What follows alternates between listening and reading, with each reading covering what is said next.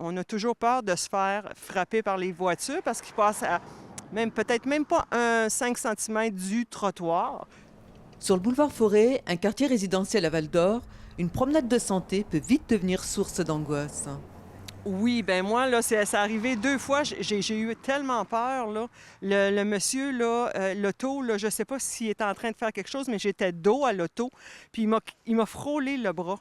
Puis c'est arrivé 2 fois ça, cette situation-là. Mais les autres Sylvie fois Caillé habite le secteur. Elle dénonce le comportement de certains automobilistes qui empiètent sur le trottoir déjà rétréci par la neige. La problématique ici, c'est que les gens, ils passent très, très près du trottoir, 5 centimètres. Si vous les voyez en arrière de moi, vous allez voir là, que c'est très près. Puis quand on est deux sur le trottoir, ben, ils frôlent quasiment notre bras. La situation est plus préoccupante dans une courbe du boulevard où la visibilité est restreinte. Elle est empruntée quotidiennement par des piétons et des enfants. Parce que c'est pas possible de passer proche du trottoir de même. Un enfant, si on glisse, il nous fesse automatiquement, là. Il nous accroche, puis on est soit paraplégique ou soit on n'est plus là. À cela viennent s'ajouter des comportements répréhensibles comme l'utilisation du téléphone portable au volant et la vitesse excessive.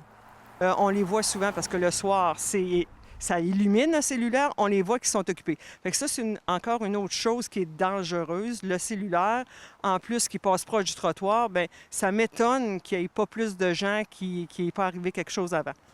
Sylvie Caillé a interpellé le maire et les élus lors du dernier conseil municipal. Elle réclame une étude de la dangerosité de cet axe et des mesures sécuritaires pour éviter le pire. Là, on va vérifier avec eux là, pour leur comité, comme ils nous ont dit à l'Assemblée.